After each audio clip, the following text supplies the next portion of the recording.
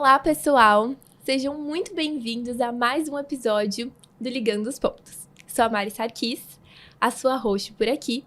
E antes de conversarmos sobre um tema muito essencial, eu tenho uma novidade para contar para vocês.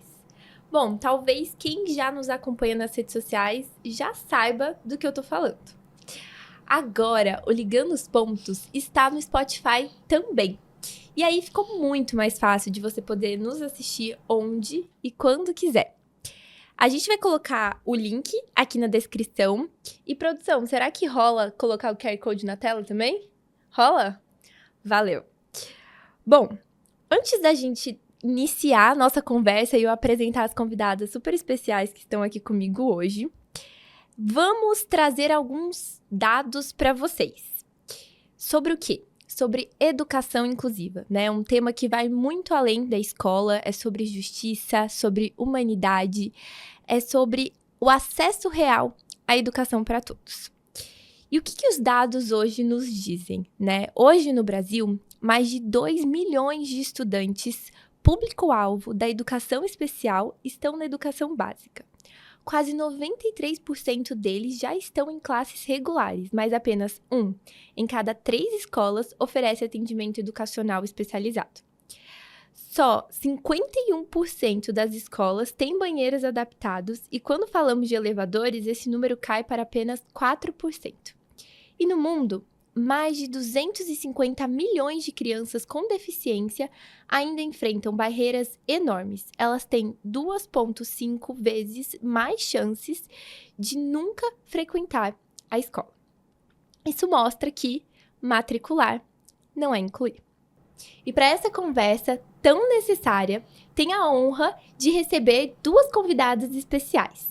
A Valéria, coordenadora da orientação educacional, pedagoga e consultora, com experiência da educação infantil ao ensino superior.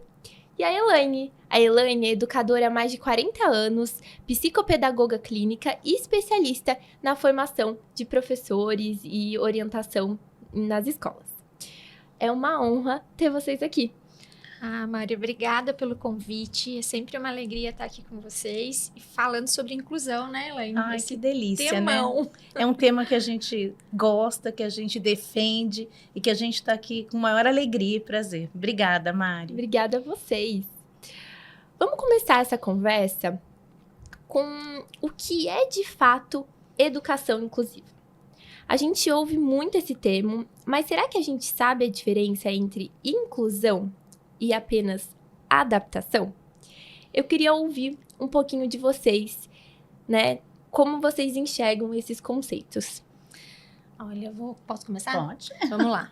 Estamos aí na lida há mais de 20 anos e a inclusão ela é um processo que ela foi evoluindo ao longo do tempo. Vamos pensar que quando eu estava lá na escola, você não via praticamente alunos com deficiência, embora a inclusão não queira dizer só trazer para dentro da sala de aula aluno com deficiência, mas você não via, havia uma segregação, né? Você tinha lá o aluno que participava de um projeto de educação especial fora da escola e hoje você tem, até por conta da Lei Brasileira de Inclusão, a LDB, você tem os alunos agora dentro do espaço escolar e você cada vez menos tem instituições que trabalham só com o aluno dentro das suas demandas, das suas especificidades. Então, dentro da escola, inclusão é primeiro você dar acesso de fato à aprendizagem. Não é estar dentro do espaço escolar, não é só participar ali das aulas, mas é você garantir que o aluno vá se desenvolver.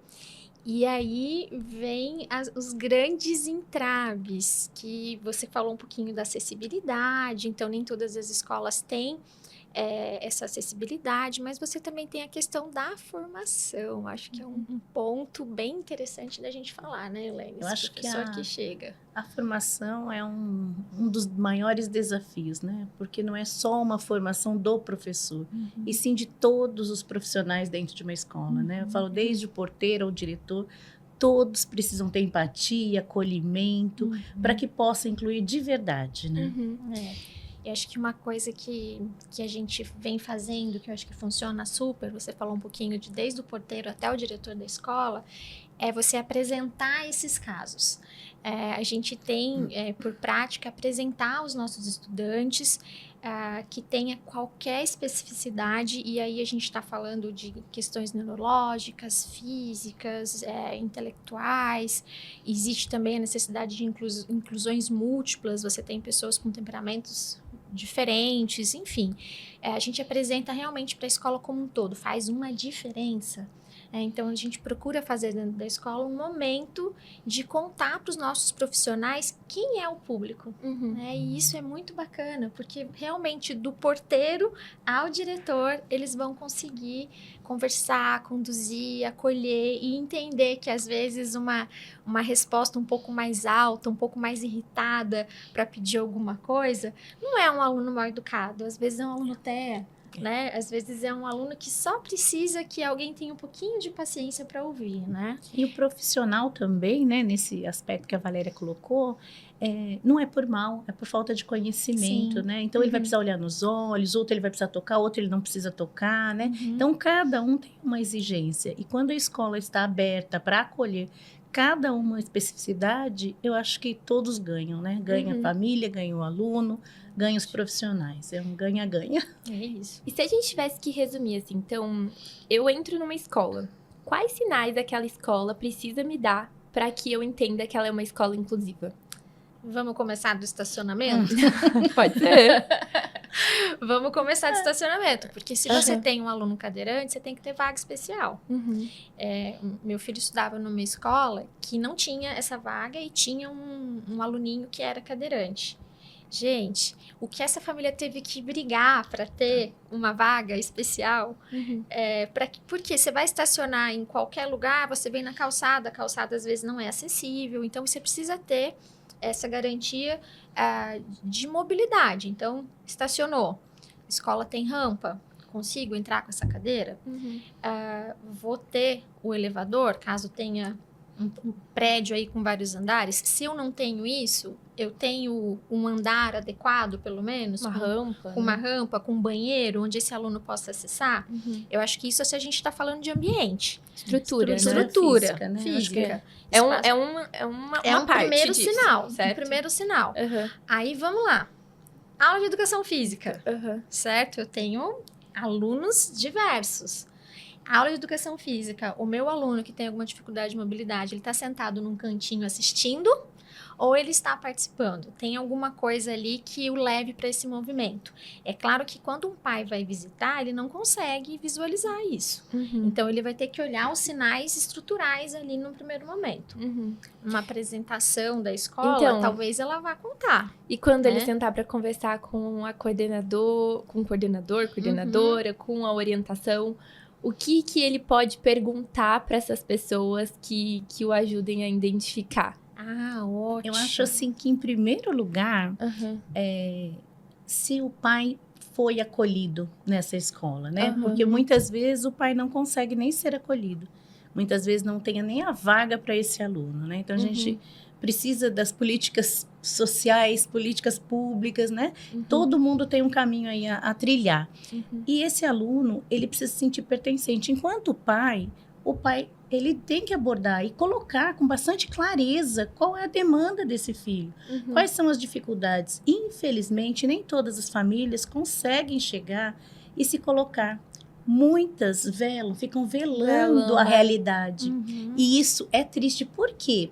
Porque o trabalho efetivo não consegue acontecer. Então, quando a família aceita essa inclusão, ela luta por esses direitos do seu filho, né?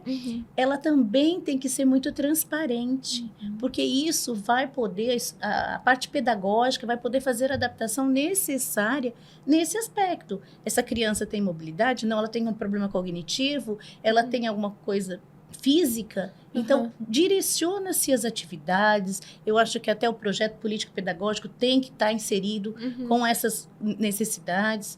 Precisa, sim, ter uma adaptação curricular. Eu acho que a escola tem que efetivar a adaptação curricular de acordo com a demanda e a necessidade.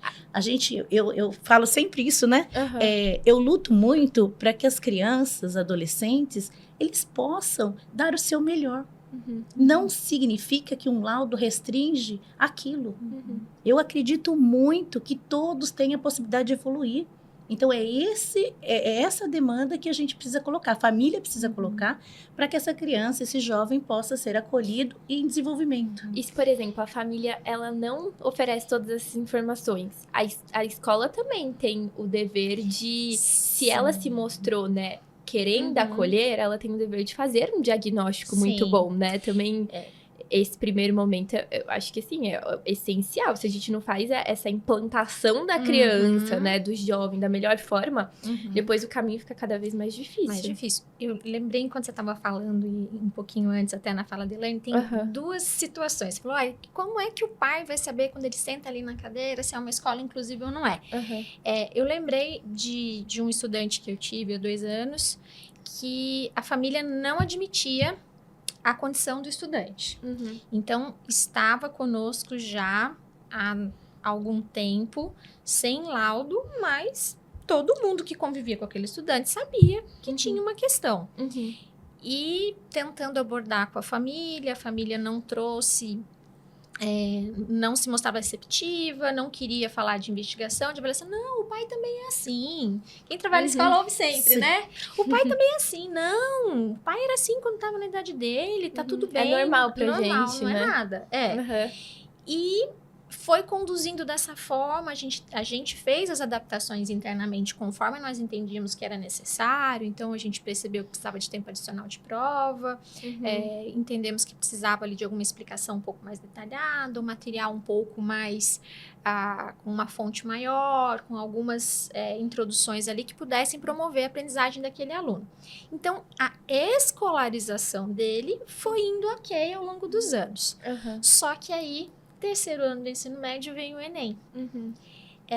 Nós fomos em sala de aula para explicar para aqueles alunos como é que era esse modelo de prova, dando todas as instruções ali, o que ia acontecer no dia, antecipar, porque já é um momento que gera ali um nervosismo, né?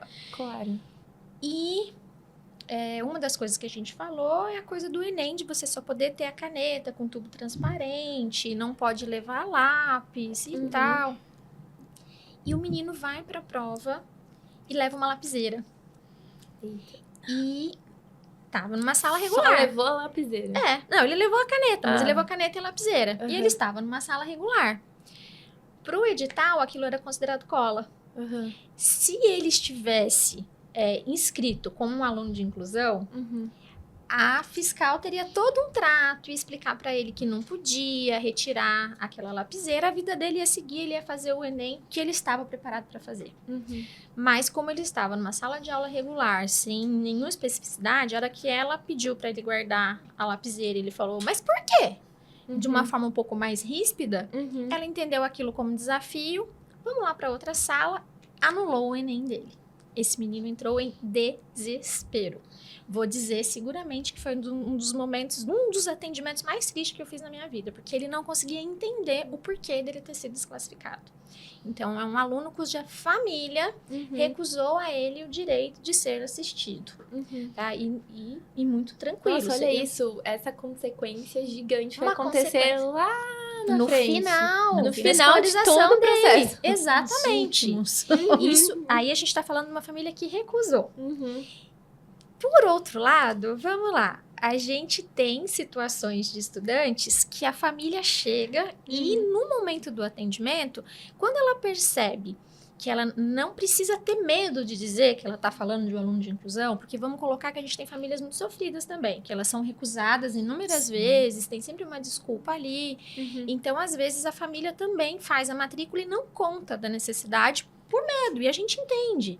Mas depois que o aluno entra, ela aparece. Mas se no momento do atendimento ela tem um atendimento cordial, caloroso, acolhedor, e ela entende que é uma escola inclusiva, ela apresenta os laudos, os encaminhamentos dos terapeutas e conta um pouco mais da história daquele estudante. Gente, isso é tão rico, Porque o que a gente como educador faz? Eu acho assim também, Né? a escola, Valéria, né, e Mariana, a escola, Uhum. ela tem, né, um período de sondagem, onde ela Sim. faz, né, uma sondagem daqueles alunos, naquele determinado ano, naquele Sim. ciclo, e o professor, ele tem já um parâmetro daquilo que destoa, Uhum. né? Então, como que isso é feito? Chama-se uma mãe, né, conversa com a mãe em particular, olha, apresentou algum comportamento, e com muita acolhida mesmo, a família começa a confiar e ela começa a se abrir, né? Sim. E aí sim a gente consegue fazer um trabalho efetivo, né? Sim. Quando as duas partes se abrem ali para fazer uma coisa pontual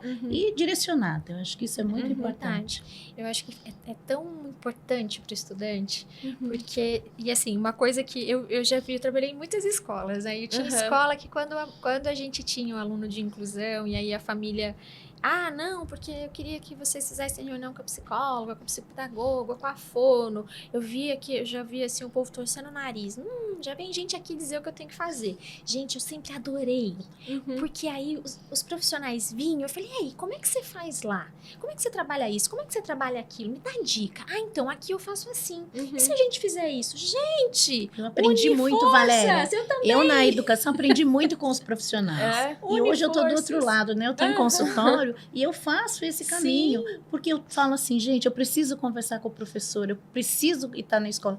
Porque no consultório é 1 para 1. No coletivo da sala de aula é onde as coisas revelam. Acontece. Então, eu preciso ter esse olhar, né? E eu acho que é muito importante. Eu acho que a equipe multidisciplinar faz toda a diferença no trabalho de inclusão. Toda, né? Então, os avanços são significativos com uma equipe pontual. Nossa, Ai, eu gente, concordo peraí, super. que a gente vai chegar lá. Vocês estão Estamos seguindo, estamos correndo. vocês estão Vamos avançando devagar. muito nessa conversa. Não, eu gostei muito, assim, de tudo que vocês já trouxeram. Tá sendo muito legal ouvir a experiência de vocês. E aí, né, enfim, a gente pode puxar pautas que vocês já falaram, mas vamos lá. Quais são os maiores desafios para tornar a escola verdadeiramente inclusiva? Então, eu comentei um pouco sobre sinais, certo? Sim. Mas a gente sabe que a teoria não é linda. A gente sabe que, na prática, é diferente. E Sim. quais são os principais gargalos que vocês, enquanto profissionais que estão na escola e profissionais, né, que trabalham em consultório, entendem que, esses gargalos estão pegando mais, assim. A gente sabe que tem como melhorar em todo o processo, mas tem alguns pontos que vocês acreditam que tá mais difícil de ser... Olha, eu acredito que quando a Valéria colocou toda a história, né? Nós estamos vindos de um processo, né? Parece longo, não, é pouco tempo. Então, eu falo, a inclusão chegou na escola e a escola não estava preparada para essa inclusão. E não é por mal, né? Os professores, eles dão aquilo que eles têm. Então, como que a gente precisa fazer isso? É formação contínua, é formação... Porque cada dia, gente, cada momento está chegando um transtorno diferente, uma síndrome diferente.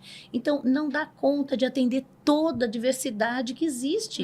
Então, o que precisa? O professor, a escola, precisa sim a formação. Às vezes, investir em formação. Tá faltando. Investimento em formação. Mas na parte concreta, escutar aquele caso, de repente até eu penso assim, né?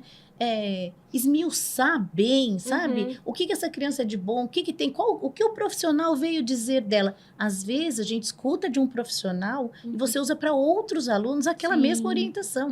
E isso dá resultado, né? Eu falo, porque é pontual, é um toque, é uma dica. E não é só o conteúdo, a parte quantitativa, né? Então, assim, a escola precisa acolher. Eu acho que acolher, eu falo sempre Vocês isso acham na que parte... falta empatia? Em alguns casos? Em alguns casos, sim. Mas isso é... Mas eu não minoria. acho que seja o principal. Eu acho que, assim, eu vejo sempre muito boa vontade, mas pouca qualificação em relação ao que Falta fazer. instrução. Mariana, eu vou falar uma coisa. Eu tive uma experiência com uma professora uma vez, que ela se desorganizou de uma maneira, porque um aluno dela tinha um comportamento disruptivo bem severo, e ela precisou se tratar, porque aquilo estava incomodando ela. Então eu falo, não é todo mundo que vai dar conta desse caso, e tudo bem. né? Eu acho que assim, são casos severos, graves, né? Dentro de... Mas o que eu, enquanto professora, preciso me fortalecer para dar conta disso? Porque a demanda hoje é diferente. A demanda de 20 anos atrás de um professor era uma, hoje é outra. Então, habilidades emocionais, fundamental. Não tem como um professor querer ser professor e achar que não vai ter que lidar com isso. Isso já é... Isso é fato. Né? Isso é Deveria fato. ser a primeira aula ali, né? Olha, eu vou dizer para você que hoje, eu diria que ali que uns 5% dos nossos estudantes são de inclusão, tá? E aí você vai ter em quase todas as salas, e não tem uma receitinha de bolo, porque cada um é um. Então, esse daqui você precisa falar com ele mais devagar, você precisa se aproximar para falar, o outro você não pode tocar, porque ele se desorganiza, o outro precisa que você introduza os assuntos a partir do hiperfoco dele. Então, você vai ter diferentes questões. Não é mimimi. Não, É diferente de mimimi, né? A gente mimimi, muito diferente. Eu sempre dizia da escola, né? Eu falava sempre para os professores, eu falava, se você tem 25 alunos, 30 alunos, pensa que são 30 inclusões.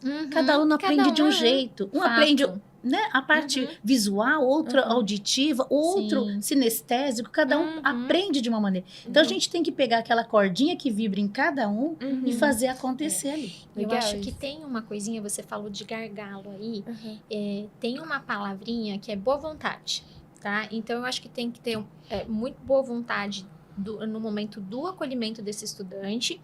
E eu já ouvi professor falar, mas eu não tenho formação para atender esse aluno, então vamos junto? Vem com a gente que a gente vai te ajudar. E aí a gente tem também, enquanto escola, que poder contar com os profissionais, coordenação. Algumas escolas têm psicólogos, algumas escolas têm psicopedagogos. Uma estrutura muito grande, né? Que é mais fácil. Sim, né, se você não tem, então acho que aí vamos falar agora para uma escola pequena que não tem essa estrutura. Se você não tem, chama essa família e fala, você tem profissional que atende teu filho, que pode vir aqui conversar com o meu professor? Chama esse profissional para dentro do espaço escolar e faz uma formação. Eu tenho certeza que tem muita família que ia ficar muito grata da oportunidade de você levar o profissional que atende o filho dele para falar com o corpo docente. Nossa, com certeza. Não é? É riquíssimo isso. É uma possibilidade que a família ia amar. Ia amar. Eu vou contar para vocês uma coisa que aconteceu mês passado, antes da gente sair de férias. A gente recebeu uma fono que atende um aluno nosso que é TDL, tem um transtorno de desenvolvimento de linguagem, e ela levou pra gente uma cartilha de como você pode trabalhar melhor com esse estudante. Gente, eu fiquei tão feliz. A gente encaminhou isso para os nossos professores e se colocou à disposição para tirar dúvida, para conversar, porque de fato o profissional que atende o especialista, ele tem muito a agregar. Então, se a gente tiver boa vontade de chamar, de conhecer, se tiver boa vontade do outro lado também de trazer esse profissional para a gente conseguir compartilhar, a coisa funciona e flui muito bem. Então, eu acho que isso é um ponto essencial. E aí, eu vou retomar um pouquinho a questão aqui de um outro gargalo que eu acho muito sério, que é a questão da formação do educador como um todo. Tá. Gente, não só em relação a isso. Não só em relação a isso. Então, vamos lá. Pessoal, não fiquem bravos comigo. Vamos lá, tá? sinceridade. Por favor, não fiquem bravos comigo. Mas a gente não pode acreditar que uma formação online, que você não interage com o seu professor, que você não interage com seus pares, que você não vai para a escola de verdade fazer um estágio, conhecer, ver como funciona, que isso vai te preparar para a sala de aula. Não vai. Não vai. Anotem aí. Não vai, gente. Então, assim, eu acho que a questão da formação à distância, ela abriu horizontes no sentido de promover aí a inclusão de estudantes que não conseguiriam chegar até a graduação, mas vai ficar com uma lacuna e você vai ter que ir atrás disso. E tá tudo bem, tá? Mas vai atrás, vai fazer uma especialização, vai visitar centros que trabalhem com estudantes, que promovam a inclusão ali de alguma maneira, para que você possa se apropriar. E ainda assim, cada estudante que chegar, e aí vem a família te perguntar, você vai dar conta desse estudante? Como é que vai ser? Eu falei, eu vou conhecer. Depois a gente conversa. Porque você precisa Não dá para conhecer. prometer, né, gente? Exatamente. Não tem. Eu falo assim, gente, nós vamos construir. Eu sempre trabalho isso com as famílias. Nós estamos em construção. Não existe isso para isso, isso para isso. Sim. É uma construção. É isso. Hoje nós conseguimos atingir isso. Próximos, as habilidades Próximo essenciais passo. serão essas. Aham. Então vamos degrau por degrau. Não, e é um Isso. trabalho que é uma relação que, né, eu entendo, eu não tenho filhos, mas é uma relação que eu entendo que precisa acontecer muito escola-família, né? Muito. Família não pode falar assim, escola, toma, que é seu. cuida aqui, ó, É. eu volto mais tarde, vai ter que estar Uhum. tudo certinho, Mas- né? E aí a família Quando não vai em reunião, não vai na escola, e É. depois exige várias coisas que ela não... A escola sozinha não faz, Não o faz. profissional especialista sozinho não faz, a gente precisa unir forças, não tem outra Agora, forma. quando a Valéria falou até, né, deu o exemplo de trazer os especialistas para falar com os professores, Uhum. eu também sugiro que tragam os pais, porque hoje os pais estão se formando especialistas Sim, de tem. acordo com a também. demanda dos filhos. Então, assim, Verdade. os pais têm muito que contribuir. Eles têm, assim, grupos entre eles que se Uhum. trocam as coisas, vão dando matéria. Então, assim, traga esses pais, né? Fala, olha, como que funcionou até aqui com o seu filho, né? Uhum. Então, é um disparador. Sim. Eu acho que Ele isso é é muito o importante. que deveria mais conhecer, né, o Sim, filho sim. enfim, Não todas são as- todos, É. né? Não são todos, sim. mas... Mas é que tem pais realmente muito engajados. Tem, Muito, tem né? famílias muito parceiras. E que gostariam de, pô, eu tô Então, estudando aqui, eu quero, né, eu tenho já uma rede de Sim. apoio com outras famílias, Uhum. né? Eu posso Se a escola abrir um proporcionar. espaço pra mim, Isso. eu vou, nossa, esse vínculo aí vai Gente, ficar, ó. Olha, Incrível. isso é sucesso. Eu acho que isso é sucesso. Aham. Começa, né, sondar esses pais, esses profissionais, traga para ouvir. Então, assim, Uhum. e cada profissional como tem que estar aberto para isso. Sim. Tem que estar disponível, né? Aham. Porque não é só o conhecimento. Eu acho que e não é só a empatia, né? Acho que É. tudo tem que caminhar ali Tem alinhado. muita coisa aí. E eu acho que a gente precisa entender que não tem uma linha reta. Aham. Tá? Eu acho que qualquer currículo escolar, você tem lá as proposições e ele em um ano ele se desenvolve de uma forma com uma turma, no outro ano ele se desenvolve de uma outra forma, porque você vai ter diferentes agentes ali e a maneira como isso vai se processar vai passar por N questões e você tem que entender que isso é assim. Uhum. E tem estudante de inclusão que a família fica também muito ansiosa por resultado, né? Eu quero que seja alfabetizado logo. tá. Todo mundo da Cursiva, turma letra é cursiva. Oh, meu Deus. Aham. Todo mundo tá lendo, todo mundo tá na cursiva. Meu filho ainda não tá. Aham. Mãe, calma.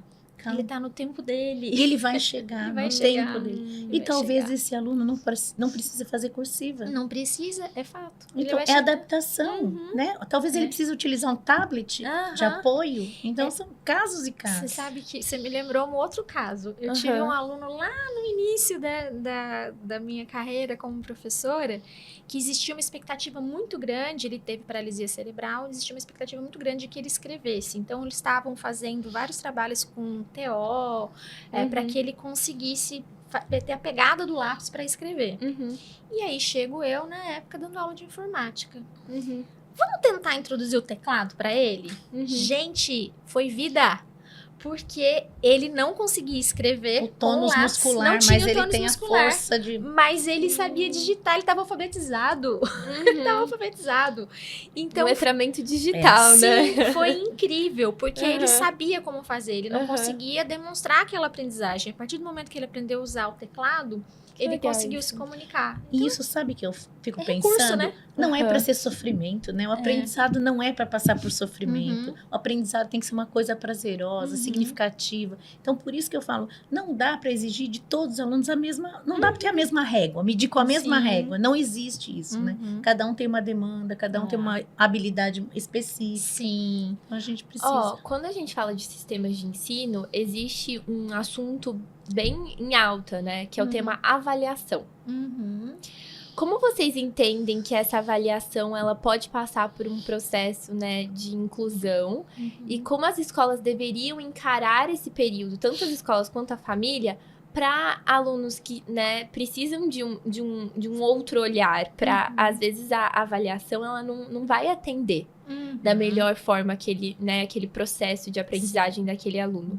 Vocês já passaram por experiências nesse sentido em que a avaliação ela não tinha um formato tão interessante, Como vocês enxergam Sim. Eu já tive assunto? alunos em relação de avaliação que fez avaliação oral. Uhum. Eu já tive alunos que fizeram avaliação por alternativas. Uhum. Alunos que não fizeram avaliação. Né? Então, assim, eram através de relatórios, de experiências, de fotos. Então, assim, cada necessidade. A avaliação, ela não cabe para todo mundo. Tá. Né? A gente sabe que tem um sistema, que existe tudo isso, mas tem que ter um olhar daquilo que ele é capaz de realizar. Uhum. Ela não pode tornar um sofrimento, né? Então, até inclusive, alunos com inclusão, eles não podem ficar com notas abaixo da média, laudado dentro da diretoria, né? Então, esse caso não pode. Então, esse aluno ele tem que fazer uma adaptação curricular para que ele possa oferecer o que ele é capaz de dar ali, né? Nós não estamos fazendo nada que ele não é capaz, mas isso, gente, é muito trabalhado com profissionais, com a escola, né? E não adianta a mãe ir lá e falar, eu quero meu filho é laudado, ele não vai fazer prova. Não é assim que funciona. Eu acho que é uma decisão da escola. Tá. Não tem uma regra, então, né? Em relação à avaliação, então, tem na legislação. Você precisa se existe... você precisa adaptar, Adaptação. porque ele vai ter que sair com histórico escolar. Então, esse histórico escolar tem que ter uma nota. Sim. Então, a escola vai ter que definir qual é o instrumento avaliativo que ela vai utilizar para aquele aluno. E isso é uma questão que... Ainda é um desafio, né? Ainda é um desafio. Tá. Porque, às vezes, você tem um aluno que ele precisa só de um ajuste e ele faz a mesma prova dos colegas. Mas tem alunos que eles vão fazer provas completamente diferentes. Depende muito de onde ele está. E não adianta querer dar o mesmo instrumento avaliativo para todos os alunos, porque você vai avaliar uma habilidade que muitas vezes ele não desenvolveu ainda. E aí torna-se injusto. Entendi. Aí eu acho que bate bastante, Mariana, quando fala de avaliação, na formação do professor. O professor tem que estar muito consciente quais são as habilidades essenciais daquela prova, qual o objetivo daquela questão, e ele pode diversificar uma maneira de prova com o objetivo que ele vai ter na mesma prova. Né? Então, o professor tem que saber. E não é fácil. Gente, eu sou do chão de sala de aula, eu valorizo o professor, eu acho que não é fácil, a gente entende tudo isso. Porém, é complexo, porque ele tem que fazer, às vezes, 5 provas diferentes. É muito puxado para um professor polivalente. Imagina um professor de área, que ele trabalha com várias salas ao mesmo tempo ali. Então, é difícil, é um desafio, né? Então, mas você sabe uma coisa que eu fico analisando aqui como até uma proposta de solução para a questão dessa avaliação. Pensando aqui, de educação infantil até o ensino fundamental 1, vamos lá, a Helene, que também já foi de sala de aula, infantil, fundamental. vai entender o que eu estou dizendo. Eu nunca precisei fazer uma prova para eu saber o que meu aluno sabia ou não sabia. Nunca. Porque você está acompanhando ele no dia a dia, vendo as atividades, o que ele é capaz de fazer, as respostas que ele dá. Então, às vezes, você faz porque é um instrumento necessário para você poder comprovar. Mas o que é que te impede de um aluno de inclusão você usar como instrumento avaliativo uma atividade que ele realizou, que ele conseguiu demonstrar a aprendizagem? Uma atividade em sala. De sala. Um cálculo, uma situação problema. Uma apresentação oral, um seminário. A gente, na faculdade, não faz seminário, não é avaliado por apresentações orais. Por que não trazer isso para o ensino básico? Então, eu acredito, sim, que a gente precisa democratizar esse tipo de avaliação. A gente não precisa ser rígido no sentido de que todos os alunos têm que fazer uma prova, todo aluno... Gente, tem escola que nem faz mais prova. Tá? E flexibiliza, né? Flexibilidade. Mas vamos entender que aí, a gente está falando aqui até o 5º ano. Tá. Quando a gente vai para o fundamental, para o ensino médio, você tem diversos professores. Acredito que o professor também possa utilizar outros instrumentos que ele entenda que possam ser mais eficientes para esse estudante, para além de uma prova formal. Facilitaria a vida dele, facilitaria para esse aluno que ficaria mais confortável, entendendo que ele realmente tem habilidade suficiente, tem capacidade para fazer aquela avaliação. É uma avaliação de consulta, né? Sim. Uma avaliação com consulta, né? Você pode estar trabalhando com ele ali, uma tabela periódica de química, você pode estar explorando tudo isso também. Vocês estão falando muito sobre formação, né? Mas é a base, Não, Mari. eu base. Ariana, Isso eu tô tá- com toda essa idade, ainda tô fazendo formação, viu? Eu continuo estudando. Eu acho que isso não tem como. Não, isso só mostra o quanto formar bons, né, educadores faz a diferença para qualquer assunto. Sim. Qualquer Sim. assunto. Você sabe que a gente estava falando para os alunos do pré-vestibular, né, os alunos de 3ª série, quando a gente conta um pouquinho da nossa história, eu falo, eu comecei a estudar na educação infantil e não parei até agora. Então, fica tranquilo que a faculdade é só a primeira escolha que você vai fazer. Depois você vai fazer Não para, outras, né? não dá pra parar. Eu aposentei e continuo estudando. É sobre isso. Se você quer estar inserido no mercado, você precisa entender o que Eu tá acho que a gente tem como acontecendo, né? contribuir, né? Eu falei, mesmo Sim. aposentada, eu falei, a gente ainda tem que contribuir. A educação tô aí. precisa de pessoas transformadoras. Então, a gente tem Concordo com você. uma missão, além de um Não, papel. exatamente. O É. conhecimento que você adquiriu todos esses anos, ele precisa Sim. ser passado adiante, né? E eu acho que as novas pesquisas, elas vão introduzindo questões que a gente não pensava antes. Eu estou fazendo a minha X pós-graduação em neurociência na educação, e tem coisas que a gente está falando agora que a gente não falava 10 anos atrás, que a gente não falava há 5 anos. Então, você vai se apropriando de novas pesquisas que tem neurocientistas fazendo, que tem pedagogos fazendo, psicólogos, e que vamos conseguindo usar isso no chão de sala, levar isso para a nossa comunidade escolar. Então, é importante a formação. Muito legal. Vocês adiantaram aí várias perguntas que eu tinha para fazer. Mas assim, isso significa que o papo tá bom. Sim. Acho que pra gente ir fechando, eu queria olhar um pouco mais pro macro, né? E antes disso, né, que aí é algo que eu queria pedir pra vocês um exercício, e aí eu acho que a gente pode fazer isso depois de vocês trazerem esse aspecto mais macro, que aí eu já vou introduzir pra vocês irem pensando. Um caso de sucesso que vocês já vivenciaram. Queria que vocês compartilhassem comigo, né? Com a gente, né? Sim, claro. Mas antes de vocês contarem esse caso, né? O que vocês acham que ainda precisa avançar nas políticas públicas, na formação inicial dos professores, ou mesmo na mentalidade coletiva, para que a educação inclusiva deixe de ser esse ideal, né? E se torne uma realidade. E uma realidade que as pessoas entendam que não que ela não precisa, né, num primeiro momento, estar na qualidade máxima, né? Que é que nem uma startup. Você tem que ir avançando em versões do processo de inclusão dentro da sua escola, né? Então, se vocês fossem criar uma política pública do zero, qual que seria o primeiro passo para vocês? Nossa, professor. Eu também. Falaria primeiro como professor. Eu focaria na formação, no formação. tete-a-tete, nas experiências, né? Acho que... Você sabe que assim, eu sou de escola particular. A minha formação, eu estou há mais de 20 anos em escola particular. Então, eu vejo, por exemplo, colegas que estão no estado, que estão na prefeitura, que eles têm acesso à formação continuada gratuita por conta do serviço público. E o professor da escola particular, ele não tem acesso a essas mesmas formações. Então, vamos pensar o seguinte, você tem escolas particulares de grande magnitude, grandes, que conseguem investir. Mas você tem escolas menores que não conseguem. Então, se eu fosse pensar numa política pública, eu ofertaria a formação continuada, a especialização em educação inclusiva e continuada para os professores. É professor? Todos os professores. Tá aqui a formação. Todos os mundo. professores. Entendi, Pública, todo mundo. privada, mesma Isso. formação.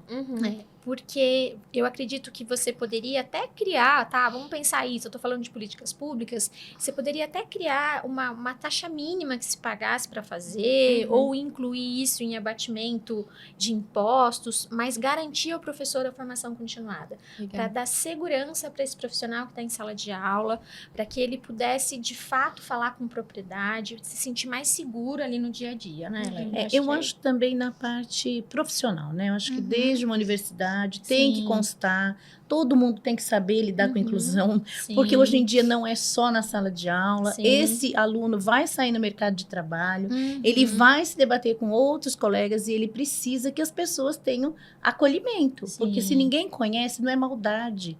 Às vezes, né, eu tive casos de criança que eu não podia usar perfume, porque ela se desregulava por conta do olfato. Então, não é mal, né? Então, a gente está vivendo num coletivo. Eu não posso falar que eu gosto do perfume e ele que dê conta de viver com isso. Não dá. Ela falou uma coisa que me lembrou um detalhe de um aluno. A gente teve um aluno que ele tinha uma síndrome, eu não vou me lembrar do nome, que ele não suportava o toque ao papel.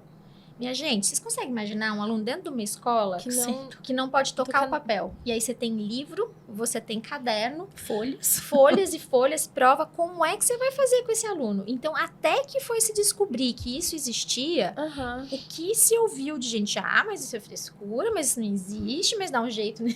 Enfim. Aí, olha, só, tem um sítio para isso existe.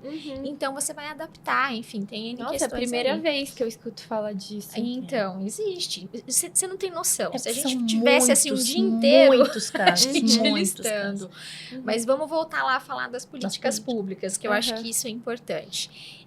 Eu penso também que a gente falou ali um pouquinho da necessidade dessa formação continuada, e eu acredito também que a gente deveria pensar naqueles estudantes muito comprometidos, porque vamos entender que uma formação continuada, uma escola com algumas adaptações, ela vai atender aí a maior parte desses estudantes de inclusão. Mas você tem estudantes muito comprometidos. Estudantes com questões de mobilidade sérias, com questões cognitivas, realmente aí comportamentais, que são muito agressivos, violentos, exatamente. Né? Acho que isso é bem sério. Aí, vamos lá. Um estudante que está nesse grau de agressividade, que não pode ser contido, que a medicação não está dando conta. Como é que você coloca esse estudante na sala de aula? Desculpa, gente. Eu, assim, sou muito solidária aos pais desses filhos. Eu entendo a dor, o sofrimento que é.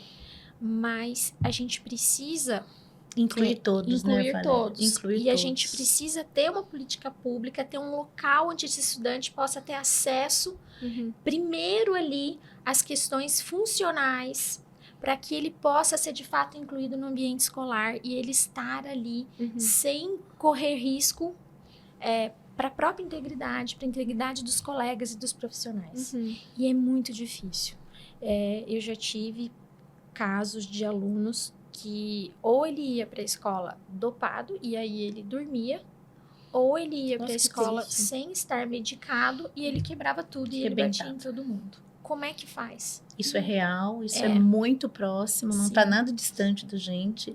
E é de cortar o coração. E a escola está aberta para todos. Sim, né? E tem aí, que como que um professor vai dar conta de tudo isso? De tudo isso. Né? Então, a gente precisa olhar com cada caso, ver o que é possível.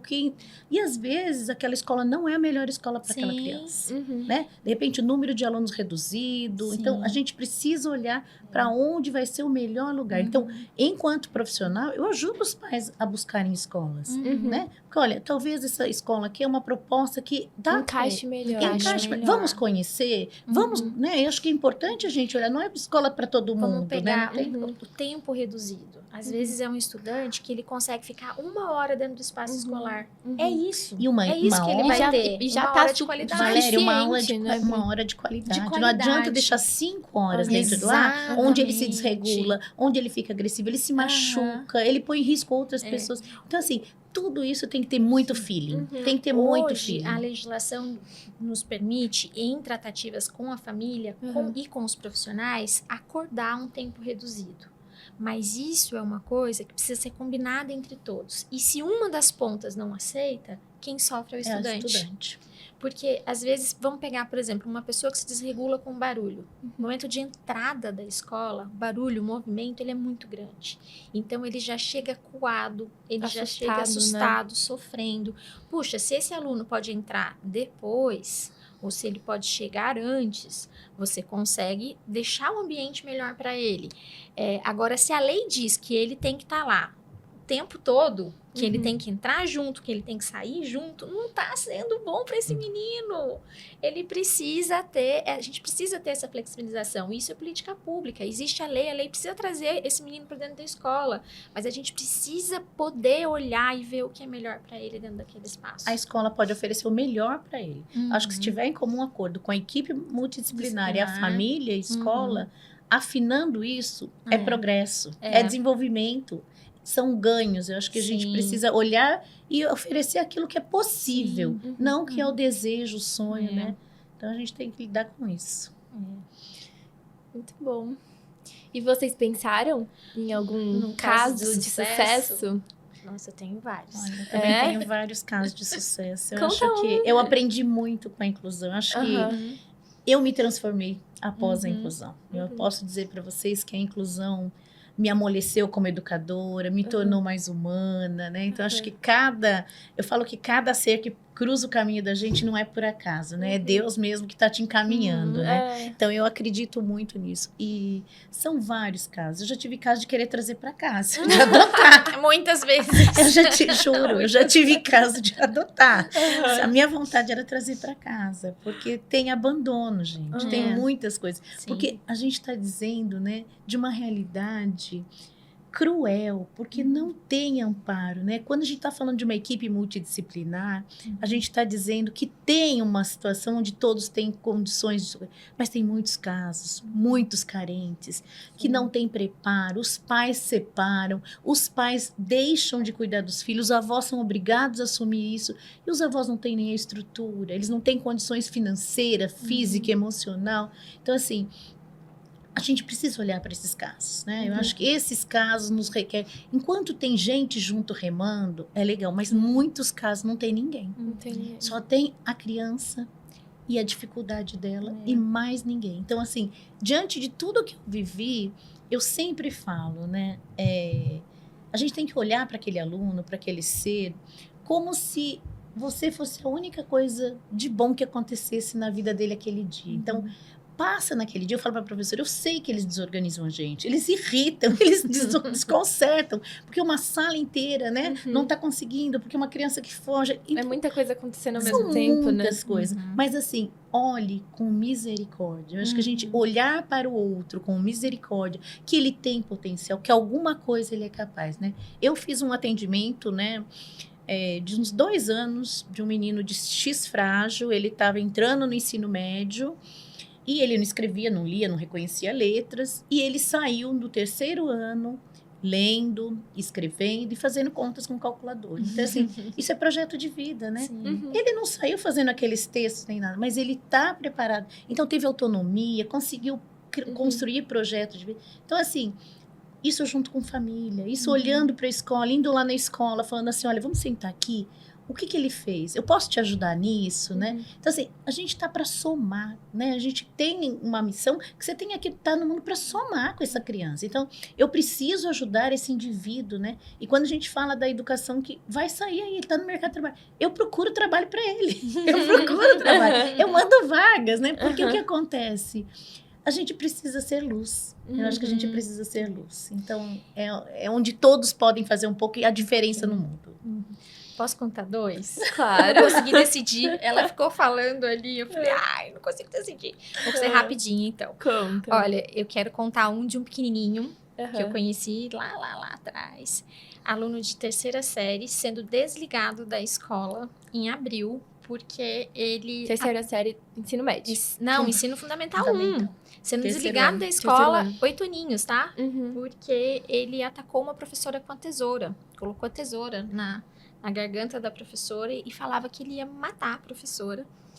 E tiraram o menino, ficou suspenso e a escola falou, olha, não dá para voltar para cá.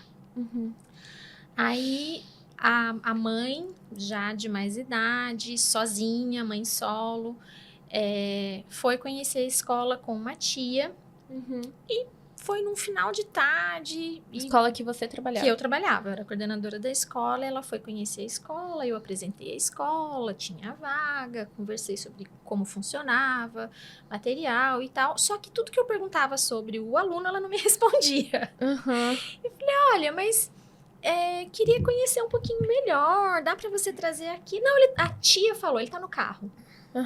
E aí o menino entrou muito... receoso, olhando, não queria se aproximar. E aí eu fui apresentando para ele a escola, aqui é o parque, a sala de artes, aqui é o refeitório, fui mostrando, aqui se você vier, aqui vai ser sua sala, vão ser os seus colegas e tal. E aí eu percebendo que a tia queria me contar alguma coisa. E aí eu fui ficando para trás, deixando ele ir com a mãe, e a tia me falou, olha, tem uma suspeita de TOD, contou a história da agressão na outra escola e tal. Nós estamos desesperadas, porque esse menino precisa ir para a escola e nenhuma escola aceita. Eu falei, tá. Aí levei para minha sala e me apresentei. Aí comecei a mostrar atividades dos alunos, como era. E você gosta disso, você gosta daquilo. Fui conversando com ele e ele começou a responder. E aí, quando fui conversando, fui mostrando tudo. Falei, e aí, você gostou dessa escola? Ele falou, acho que gostei. Eu falei, ah, tá, mas por que acho que gostei? O que você não gostou? Ele falou, não, eu acho que você vai ser igual a todo mundo. Que eu vou vir pra cá e aí você não vai gostar de mim. Eu falei, não. Vamos selar isso de uma forma diferente? Aí a hora que ele foi embora, eu falei, eu posso te abraçar? Ele pode, ele me abraçou duro, tá? Mas fez a matrícula, começou a frequentar e ele desregulava muito. A mãe disse que ele tinha TDAH, não era só TDAH, tinha mais coisa aí. Mas eu falei, fui muito clara com a mãe. Falei, olha, se ele vai ficar, eu vou acolher, mas a gente vai precisar dos profissionais, porque a gente precisa investigar, precisa entender como a gente vai fazer de fato para ajudar teu filho. A mãe também estava muito receosa, a gente percebeu que ela tinha apanhado bastante de onde ela veio, enfim. E com a ajuda dos profissionais, encontraram os diagnósticos, que eram múltiplos. A professora, que era a professora dele, querida, uma das melhores profissionais que eu já tive prazer de trabalhar na minha vida, acolheu, extremamente carinhosa, apoiava nos momentos que ele desregulava, com uma calma, com uma tranquilidade.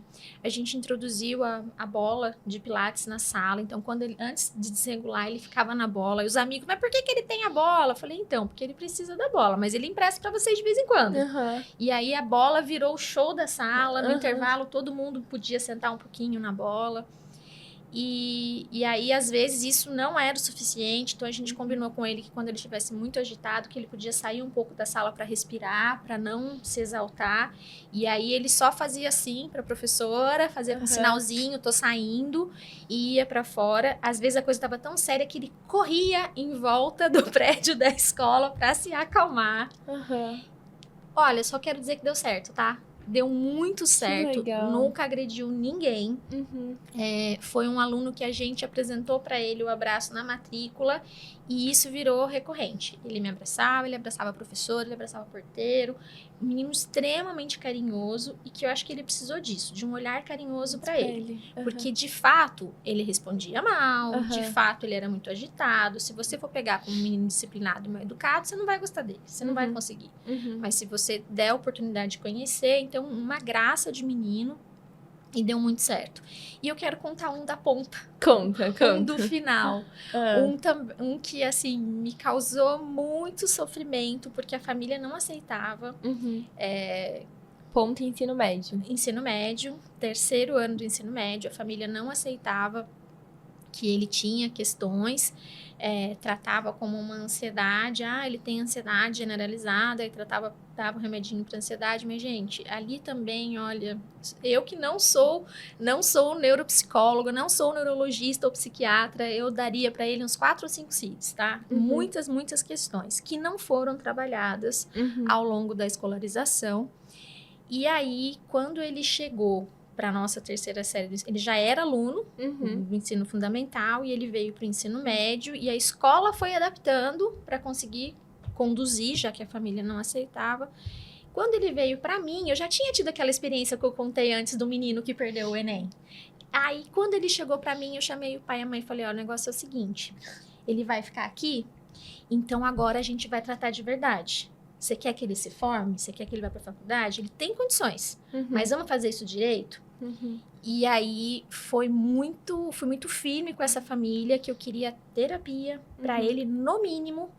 E aí, a partir da terapia, a gente foi conseguindo introduzir avaliações e ajudar esse menino. E a mãe era um pouco mais resistente que o pai aceitava um pouco mais. E aí eles passaram 30 dias nas férias de julho com esse filho, porque os dois trabalhavam muito, não conviviam com esse filho. Voltaram dessas férias, primeira coisa que a mãe fez, pediu uma reunião e falou, olha, agora eu entendi. Eu entendi as questões que ele tem, eu entendi as dificuldades. Isso, só no 3º ano que eles foram entender. Médio, porque eles tiveram uma orientadora chata. que na época era orientadora, e eu peguei no pé mesmo, porque, gente, eu sou pró-aluno. Me desculpem todos, mas eu sou pró-aluno. Eu preciso ajudar esse menino. A gente precisa dar voz pros alunos, né? E esse menino... Nossa, eu tô chocada. Pois é. E aí, esse menino tem lá os seus diagnósticos, é medicado porque precisa, tá? E muito sucesso na faculdade. Está arrasando por lá, certo? Então, para mim, é um caso de sucesso. Que foram fazendo as adaptações para ele ao longo do tempo e meio que cambaleando ali. Pisando em ovos, Pisando em ovos.